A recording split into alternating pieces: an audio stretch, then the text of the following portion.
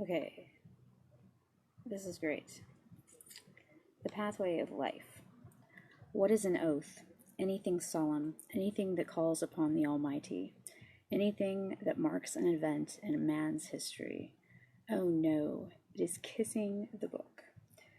There is no habit, I tell you plainly, and I write to hundreds and thousands of men today who will thank me for my assertion.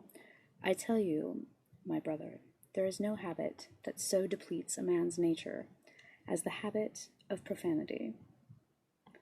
You might as well try to raise vineyards and orchards on the sides of belching stromboli as to raise anything good in a heart from which there pours out the scoria of profanity. You may swear yourself down, you cannot swear yourself up. When the Mohammedan finds a piece of paper he cannot read, he puts it aside very cautiously for fear the name of God may be on it. That is one extreme. We go to the other.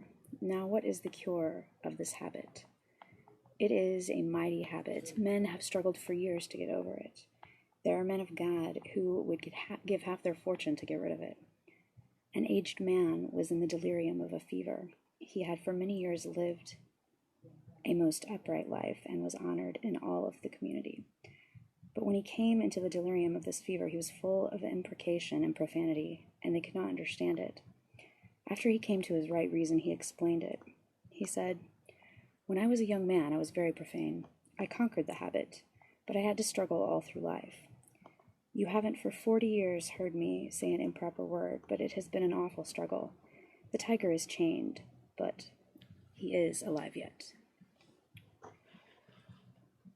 How to overcome the habit. If you would get rid of this habit, I want you, my friends, to dwell upon the uselessness of it. Did a volley of oaths ever start a heavy load? Did they ever extirpate meanness from a customer? Did they ever collect a bad debt? Did they ever cure a toothache? Did they ever stop the twinge of the rheumatism? Did they ever help you forward one step in the right direction? Come now, tell me, ye who have had the most experience in this habit, how much have you made of it? $5,000 in all your life? No. 1,000, 100, 1 cent? If the habit be so utterly useless, away with it. But you say, I have struggled to overcome the habit a long while, and I have not been successful. You struggled in your own strength, my brother, if ever a man wants God. It is in such a crisis of his history. God alone by his grace can emancipate you from that trouble. Call upon him day and night, that you may be delivered from this crime. Remember also in the cure of this habit, that it arouses God's indignation. The Bible reiterates from chapter to chapter and verse after verse the fact that profanity accurses this life, and that it makes a man miserable for eternity. There is not a sin in all the catalog that is so peremptorily and suddenly punished in this world as the sin of profanity. There is not a city or a village but can give an illustration of a man struck down at the moment of imprecation. A couple of years ago, briefly referring to this in a sermon, I gave some instances in which God had struck swearers dead at the moment of their profanity.